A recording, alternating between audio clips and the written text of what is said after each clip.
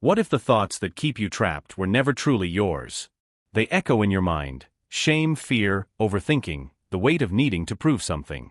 But underneath it all, there's a stillness calling you back home. Freedom isn't found by adding more, it's found by letting go of what was never real. Most people never silence the noise long enough to hear their soul's voice. But you're not most people. You're here, searching. What if 12 simple shifts could untie the invisible knots that hold you back? Before we begin, subscribe to Deep Wisdom, where every video is a doorway to calm, clarity, and timeless Buddhist insight you won't find anywhere else. We'd love to hear your thoughts. If you're not sure what to say, just type, "Freedom begins from here," and stay until the end because there's a powerful bonus lesson, one that changes everything. Let's begin. 1. The illusion of control. The illusion of control is the root of your suffering. Why do things fall apart the moment we try to force them into place? You suffer because you cling to what refuses to stay. The mind, in its desperation to feel secure, begins to grasp at people, at plans, at outcomes. But life, in its truest nature, is fluid. Like a river, it bends, it turns, it moves without permission. And yet, we try to hold it still. We plan every detail, push against uncertainty, and grow anxious when things don't obey our will. But what if this very act of control is the seed of our suffering? There's an old image shared by monks across time. Trying to hold on to life is like trying to grasp a stream of water with closed fists. The tighter you squeeze, the quicker it escapes. What you're left with is emptiness and the pain of trying too hard. Suffering, then, isn't born from what happens. It arises from our resistance to it. Close your eyes for a moment. Imagine standing beside a quiet river. In your hand, there's a single leaf. Instead of forcing it to stay, you open your palm and gently let it go. It lands on the water and begins to float, softly, effortlessly, beautifully. You don't chase it. You don't regret it. You simply watch. And in that moment, you are free. So I ask you, what are you still trying to control that is already leaving you? A relationship you've outgrown? A dream that no longer aligns with your soul? A version of yourself that no longer feels true? The more you hold on, the more you suffer. But the moment you release, even slightly, peace enters. In Buddhism, this teaching is profound. It's not about giving up responsibility, but about surrendering our obsession with outcomes. The Buddha taught that clinging leads to suffering, and freedom lies in letting go. Each time you try to control the river of life, you build a dam in your own mind. The water will rise, the pressure will grow, and eventually it will break. But when you flow with it, trust replaces tension. Look around your life right now. Where are you forcing something to stay, to work, to succeed? And what would happen if you let go of the outcome and just gave your full presence to the moment? Remember, trying to control life is a form of spiritual forgetfulness. It forgets that life is intelligent, that sometimes the things falling apart are actually falling into alignment. It's not your job to hold the stars in place. It's your task to trust the sky they shine in. At the end of this journey, I'll share a powerful mindset shift that transformed how I respond to life's chaos, one that turned struggle into serenity. But for now, reflect on this. Your mind is not a prison unless you believe the bars are real. 2. The language of the soul. Non-reactivity is the language of the soul. What if your true power isn't in what you say but in what you no longer feel the need to? We spend so much of our lives reacting, defending, correcting, explaining, and proving, as if every word we speak is a shield. But real strength isn't loud. It doesn't chase validation. It doesn't rise every time it's challenged. True strength is in the silence after the storm, when the world throws its noise at you, and you remain still. In Buddhist teachings, this is the essence of non-reactivity. It's not indifference, it's inner mastery. The mind that no longer trembles every time something outside changes. The heart that doesn't flinch every time it's misunderstood. Imagine this: a mirror never argues. It doesn't scream when dust lands upon it. It reflects, it absorbs, it remains still. This is the language of the soul. Breathe slowly. Now, drop your awareness into your belly. Feel the breath resting there, not rising to meet the chaos, not shrinking from it, just being. This is your true home, the place untouched by noise, by fear, by other people's storms. In this space, you remember that nothing outside of you can disturb your calm. You do not surrender. Can you sit with discomfort without rushing to escape it? Can you let someone misunderstand you without defending your truth? That's the test of spiritual maturity. Not how well you speak, but how still you remain when the ego wants to fight. Non-reactivity is the art of not giving your peace away so easily. We think we need to respond to everything, but the most powerful response is sometimes no response at all, not out of pride, but out of wisdom. Because when you're rooted in your truth, you don't need the world to agree with you. You don't chase understanding, you become understanding itself. Life will keep throwing stones. People will project their pain. Circumstances will test your limits. But you are not every wave that hits the shore.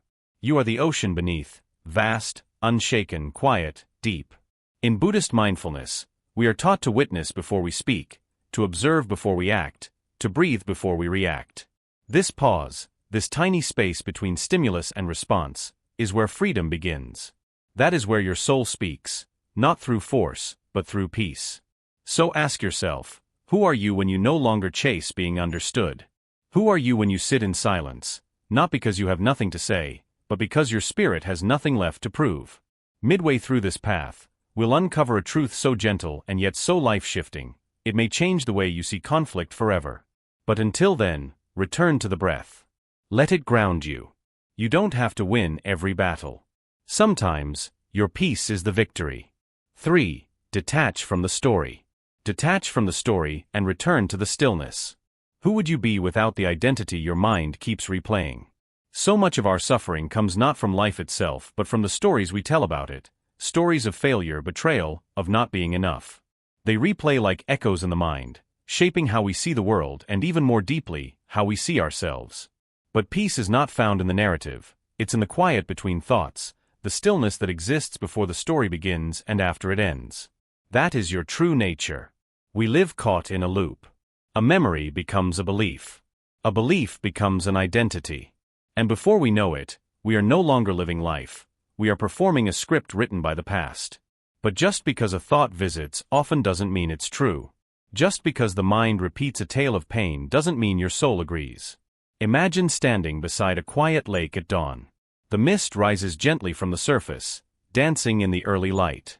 It's beautiful, but it's not the lake. Soon it fades. Beneath it, the water is calm, untouched. Your thoughts are like that mist. They come, they move, they disappear. But you are the still water beneath. You are not the story, you are the awareness watching it unfold. Now, breathe gently. Watch your thoughts as if they were clouds in a wide sky. Let them pass without chasing, without judging. They have no power except the power you give them.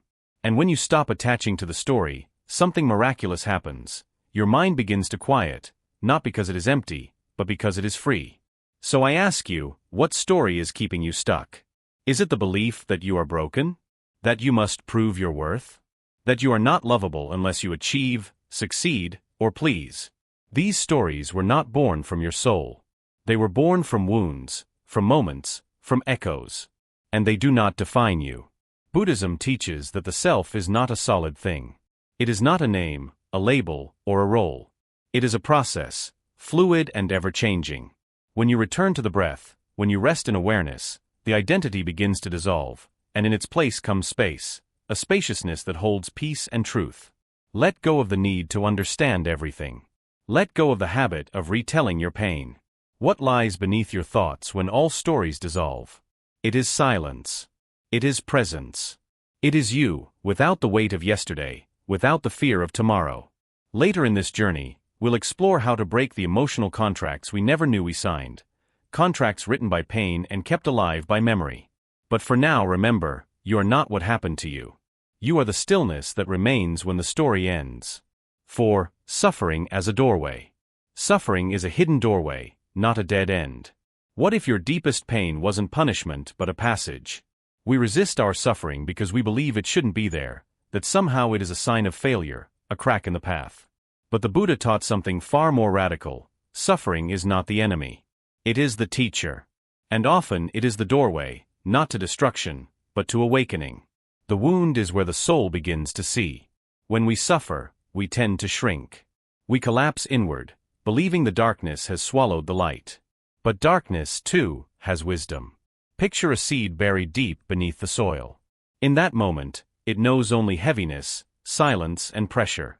But it is precisely through the pressure that it cracks. And only then does the light begin to enter. A cracked shell is the only way the light reaches the heart of the seed. And so it is with you. The pain you carry is not meaningless. It is not a curse.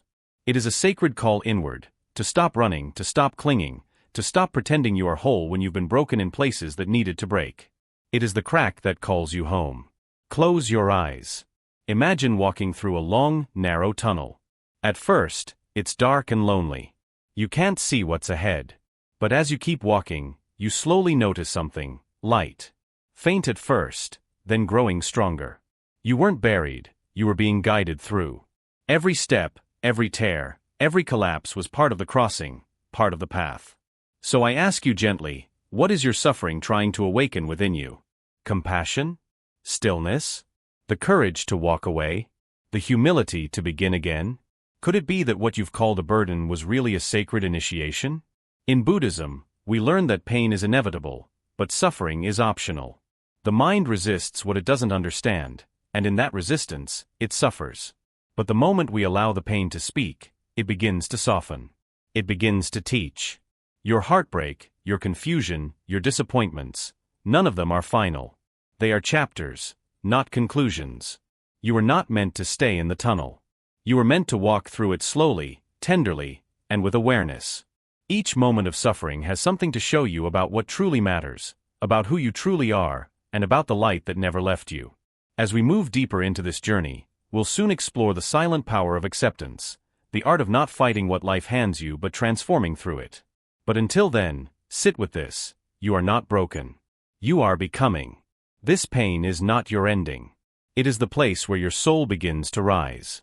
5. The freedom of the soul. The ego seeks freedom, but the soul is already free.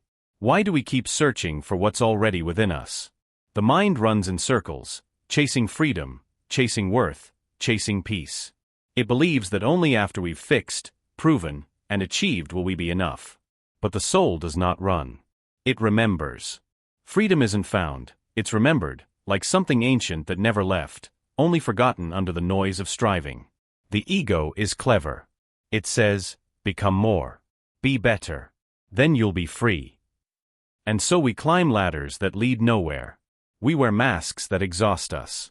We measure our value in validations. But all the while, the soul waits quietly. It does not fight. It whispers.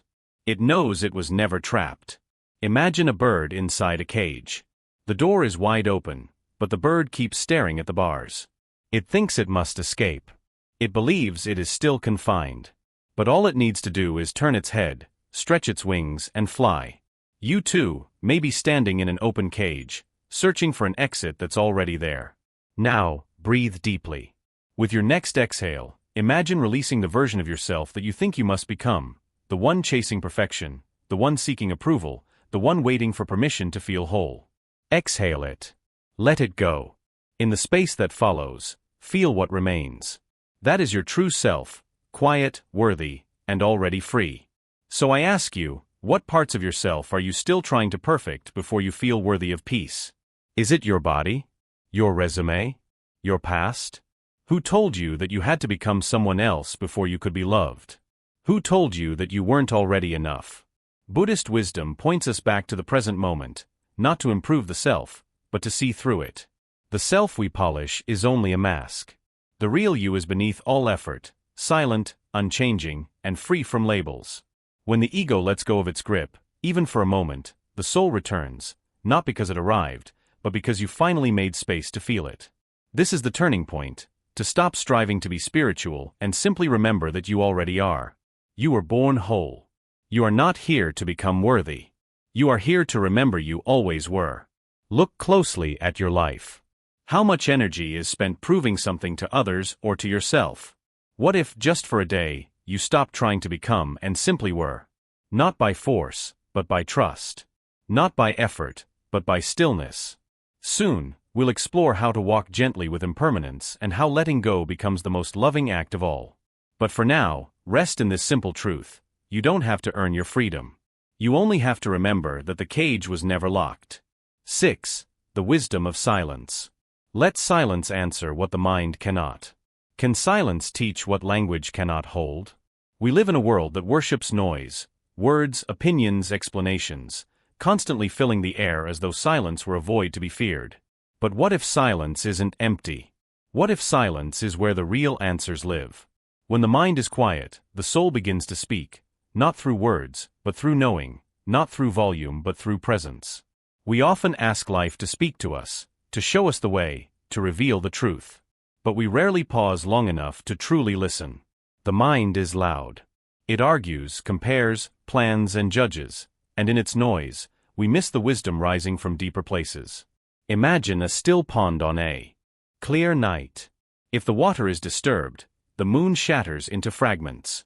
But when the pond is still, the moon is reflected perfectly. So it is with your mind. When it is quiet, what was once unclear becomes whole. Now, pause for just one full breath. Inhale gently. Exhale slowly. Let go of every need to understand right now. Listen, not with your ears, but with your presence. Notice the space between thoughts. That space is where truth lives. That space is your real teacher. How often do you listen without waiting to respond? How often do you let silence linger without rushing to fill it? In conversation, we often speak to be heard, not to understand. But in silence, the ego dissolves, and what remains is connection, real, unfiltered, and without defense. In Buddhism, silence is not avoidance, it's awareness. It's a deliberate stepping back so we can see more clearly. It's the mountain that watches the storm pass without needing to chase the wind. When we enter silence, we are not escaping the world, we are entering its essence. The language of the soul is not made of syllables, it is made of stillness. Ask yourself gently, what truth is hiding beneath your words? What insight, what knowing, what calling has been waiting, not for more thinking, but for more stillness? Often, the answers we seek arrive only after the questions fall away. As we continue along this path, you'll learn that silence is not the absence of something, it's the presence of everything your mind tries to outrun. In stillness, your fear softens. In stillness, your truth rises. In stillness, you remember who you are beneath the noise. Later in this journey, we'll touch on the sacred practice of letting go, not just of things, but of identities, ideas, and illusions. But before we move forward, let this truth sink in. When you stop trying to hear the world, you finally hear yourself. Silence isn't the absence of wisdom, it is where wisdom waits. 7. The art of holding lightly. Desire isn't the problem, attachment is. Can you want something deeply without needing it to be happy? Desire arises naturally. It's part of being human, a wish to grow, to love, to create. The Buddha never said desire itself was the problem. It's the attachment, the tightening of the fist, the desperate needing, the belief that we cannot be whole without what we want. To hold without clinging is to love without fear. The suffering begins not in wanting, but in refusing to let go of the outcome. Think of a butterfly resting in your palm. It's delicate and beautiful. If you close your fingers, afraid it will leave, you crush it. But if you keep your hand open, you can watch it rest. Maybe it stays, maybe it flies. Either way, you are at peace. Attachment is that closing of the hand, the belief that joy must be gripped or it will vanish. But joy, like the butterfly, only stays where there is freedom. Now pause and picture yourself holding something you deeply desire, a relationship, a dream, recognition. But instead of gripping it, hold it like a feather, lightly, tenderly. Feel the difference. One holds anxiety, the other holds peace. You don't have to throw away your dreams, but can you loosen your grip on how and when they arrive? What are you clinging to that's now clinging back? A past that no longer serves you? A person who cannot stay? A future that keeps slipping through your fingers? Attachment isn't love, it's fear, the fear that without this thing you are less, the fear that without this outcome, you are incomplete. But in truth, you are already whole, whether the dream comes true or not. Buddhist wisdom reminds us that impermanence touches everything. What comes goes. What rises, fades. And our suffering is the refusal to dance with this truth. We don't suffer because love leaves, we suffer because we demanded it stay. We don't suffer because success shifts, we suffer because we built our worth upon it. So I ask you gently, can you allow joy without needing to possess it? Can you witness beauty without grasping? Can you love without fear of loss? This is the deeper path, not detachment that avoids, but presence that trusts. When you release attachment, you don't lose passion, you find freedom. You still care. You still try. But you do so from wholeness, not desperation. You learn to flow with life rather than fight it. And that is where peace begins. Soon, we will step into the quiet grace of impermanence and discover how surrender becomes our softest strength. But for now, remember this: what you cling to imprisons you. What you hold with love sets you free. Let your dreams be light enough to fly and your heart brave enough to let them. 8. The sacred space of emptiness. Emptiness isn't absence, it's sacred space. What if what feels missing is actually what makes room for awakening? We are taught to fill every silence, every pause, every blank space. We rush to cover it with noise, with movement, with distraction, as if emptiness were something to fear. But the teachings of Buddhism invite us to see it differently. The space between is where the divine quietly waits. Emptiness is not lack, it is potential, sacred, spacious, and alive. There is a story often told: a flute beautifully carved from wood is only able to sing because of its hollow center. If it were solid and full, it would be silent. The beauty of its music exists not because of what fills it, but because of what does not. And so it is with you. The spaces you call void may be the very places your soul is preparing to sing. Close your eyes. Take a slow breath in. Now, pause before the next exhale. Feel that moment, the space between two breaths. That stillness. That gap. We often rush through it, afraid to stay. But in that space, there is clarity, awareness, and a quiet truth beyond words. That is where awakening begins, not in the doing, but in the being. What are you afraid to feel in your emptiness? Is it loneliness, worthlessness, or the fear of the unknown? Most people fear emptiness because it reflects them back to themselves. Without roles, without distractions, without noise, what is left? And yet, that's where your truest self waits, not the self built by achievements, but the one born of presence. In Buddhist tradition, emptiness does not mean nothingness. It means freedom from a fixed identity, freedom from clinging. It means we are not rigid, we are spacious. Not broken, but open. This is not a flaw in the human design, this is the design. When we make peace with the emptiness within, we become vessels for something greater: wisdom, compassion, and peace. Perhaps what hurts is not the emptiness itself, but the belief that it must be filled. Maybe the sadness, the silence, and the unanswered parts of your life are not signs of failure but invitations. Not punishment but preparation. Space for something new to arise, space for the sacred to settle in. So I ask you gently, what if your emptiness is not broken? What if it's beautiful?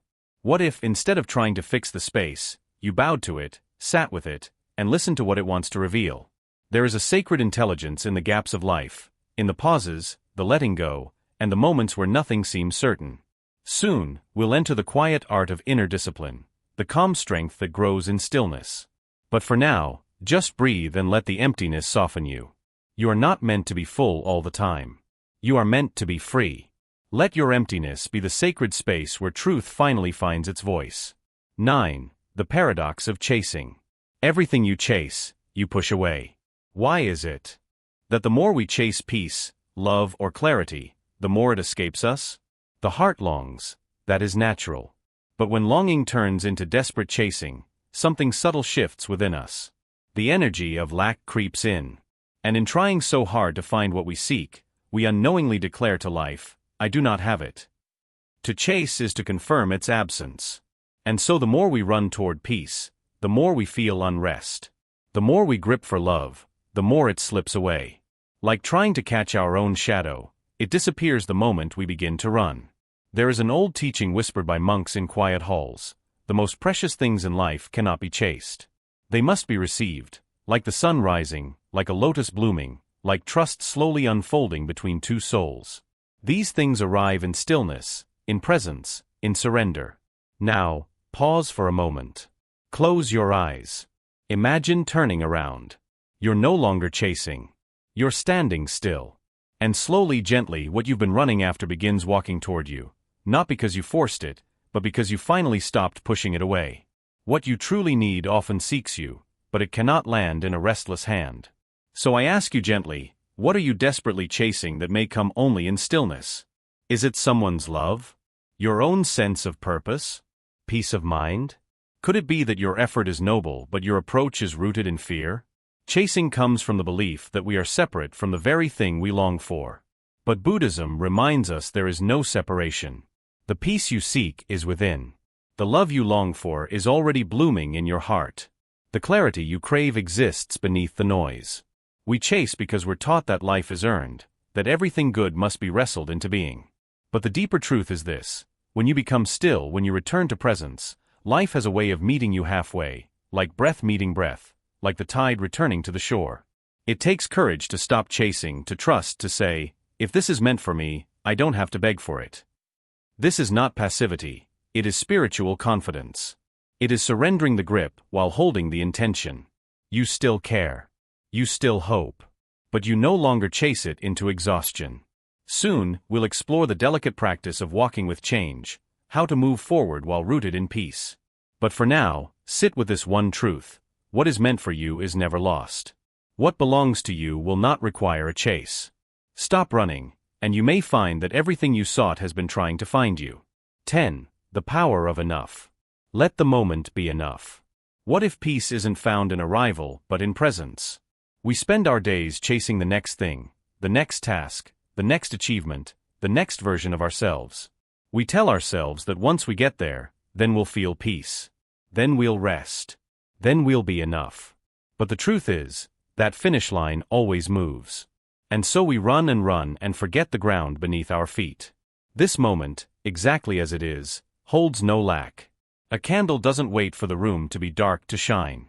It simply shines where it is, as it is. It doesn't calculate the worth of its glow. It doesn't wait to be seen. It is enough simply by being what it is. What if you lived like that? Not seeking the perfect stage to show up fully, but realizing that presence, here and now, is the stage itself. Take a deep breath. Feel your body exactly where it is. Let your shoulders drop. Feel your breath. No need to deepen it or slow it down. Just as it is. Let yourself land fully in this moment, not to fix it, not to improve it, but to experience the miracle that you are alive now. Nothing is missing. Nothing is waiting. Are you postponing peace for a perfect future? Are you holding your joy hostage until things fall into place?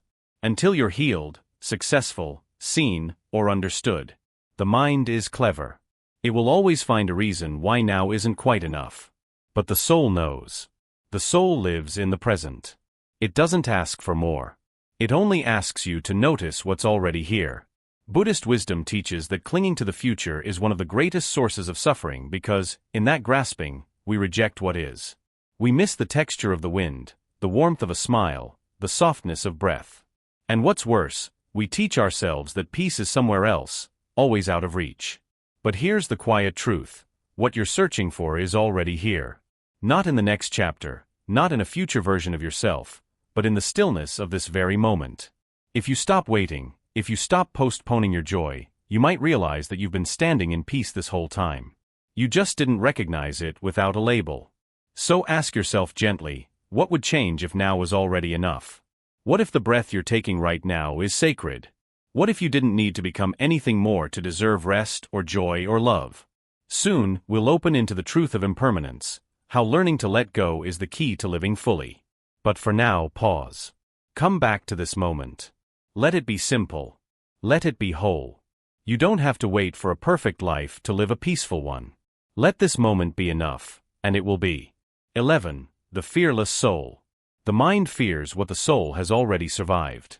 What if your anxiety is just the mind rehearsing what your soul already knows how to overcome? We forget how many storms we've walked through, how many nights we feared we wouldn't survive. Yet here we are, still breathing, still rising. The mind clings to fear because it thinks that fear will protect us. But the soul is timeless. It remembers not the wound but the strength that rose from it. The mind remembers fear. The soul has already forgiven. Imagine standing in the middle of a thunderstorm. The sky rumbles, winds howl, and lightning dances in the dark. That is the mind in fear, loud, panicked, and full of chaos. But beneath the storm, the mountain remains unmoved, solid, and still. That mountain is your soul. No matter how fierce the storm, the soul watches in silence, knowing the sky will clear, knowing that nothing real can be destroyed. Close your eyes, if only in your heart. Take a breath and place your attention on the center of your chest, your heart space. Imagine your breath entering gently, like light pouring into a quiet room. Feel that space expand, wider than fear, deeper than thought. In that space, there is no panic, only presence, only truth. Ask yourself gently, what do you fear that has already happened and passed? How many times have you rehearsed pain that never arrived or revisited wounds that no longer exist? The mind fears the echo, but the soul has already walked through the fire and come out brighter. Who would you be if you no longer carried the memory of fear as proof of your limits? Buddhism teaches that fear is a construction, a habit of the mind clinging to the illusion of control. But the soul doesn't need control. It knows that everything it needs is already within. You've survived more than you give yourself credit for. You've healed in ways you didn't even notice. Every scar is a doorway, not a prison. Every shadow is a teacher.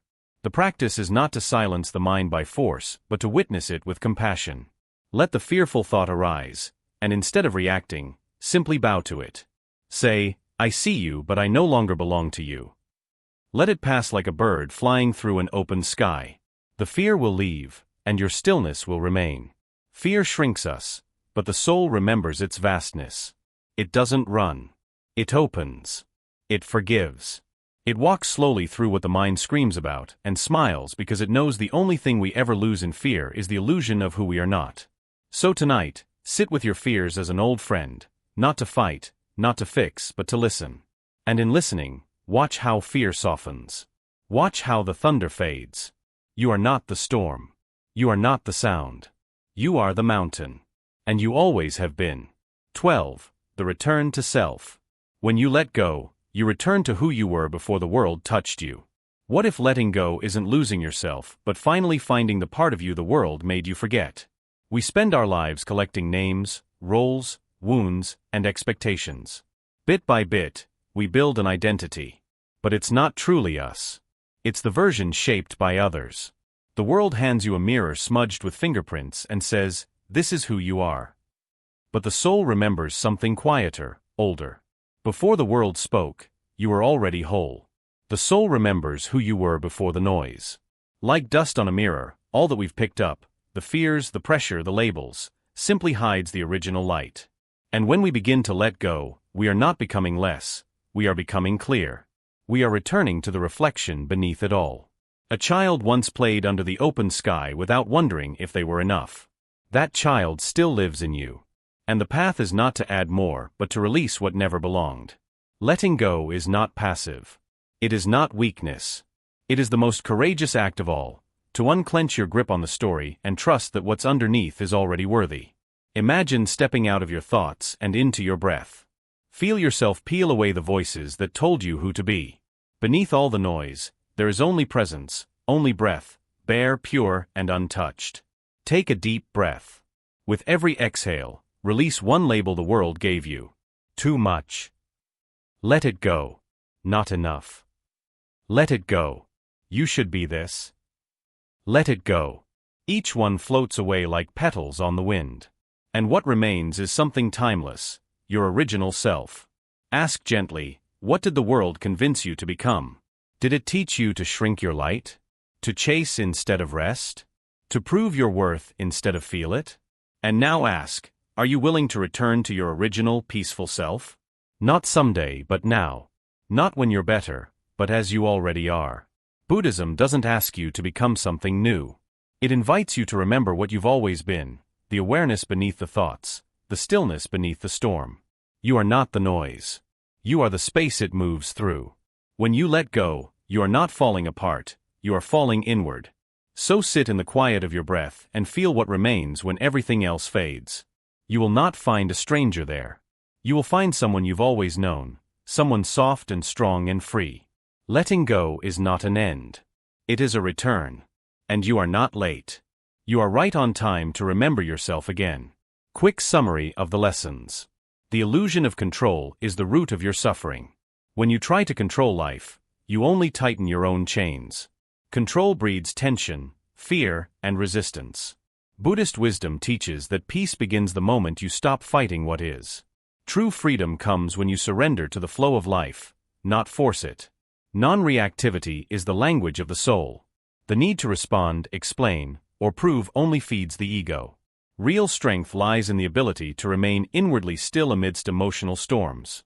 Detachment from drama brings clarity. When you stop reacting, you begin rising. Detach from the story. Return to the stillness. Most suffering is recycled through mental stories. These narratives keep you trapped in identity, ego, and past wounds.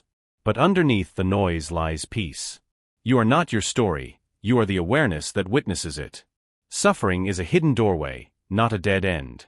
Pain isn't punishment, it's a message.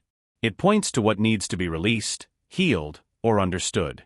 Suffering awakens wisdom if you're willing to feel it fully. Transcendence is found through, not around, the pain. The ego seeks freedom. The soul is already free. The ego always wants more praise, more identity, more control. But the soul knows freedom doesn't come from adding, it comes from unburdening. The moment you stop trying to be someone, you remember who you truly are. Let silence answer what the mind cannot. Not everything needs to be solved, spoken, or analyzed. Silence holds a higher intelligence than thought. When the mind quiets, the soul becomes audible. Peace lives in the spaces we usually rush past. Desire isn't the problem, attachment is. You can want something deeply and still remain free from it. Suffering begins when desire turns into obsession. Love and ambition can coexist with inner peace if you're willing to hold them lightly. Emptiness isn't absence, it's sacred space. We often fear emptiness, but it's the beginning of clarity. Letting go creates space for new awareness to emerge. When you stop filling every silence with noise, you start to hear your true self. Everything you chase, you push away. Desperate pursuit signals lack. The more you chase, the more you affirm its absence. Buddhist wisdom invites us to invite rather than force. What's meant for you flows when you stop grasping. Let the moment be enough. Peace isn't found in the next achievement, destination, or relationship. It lives in the now, exactly as it is. When you finally accept the present as complete, you stop postponing your happiness. The mind fears what the soul has already survived. Your mind replays fear like a loop.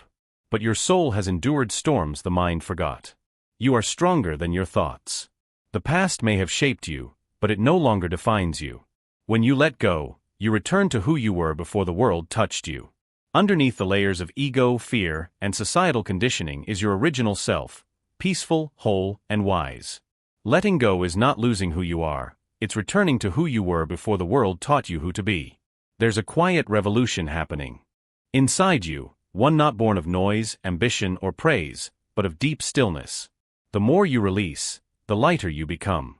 The more you surrender, the clearer your soul begins to speak. What once felt like loss now feels like liberation. What once felt like control now feels like a cage you've outgrown. All the principles you've heard today are not rules. They are reminders of the freedom that was always within you. Your soul doesn't need fixing, it needs remembering. And that remembering begins not when you figure life out, but when you sit still long enough to hear what life has been whispering all along. As Zen wisdom teaches, you are not a drop in the ocean.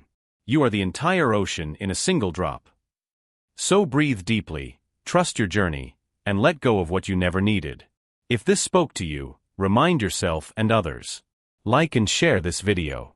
Share your reflections in the comments and subscribe to Deep Wisdom for more soul-awakening Buddhist insights to live a truly peaceful life. What's the one thing you now feel ready to release so your soul can finally rest?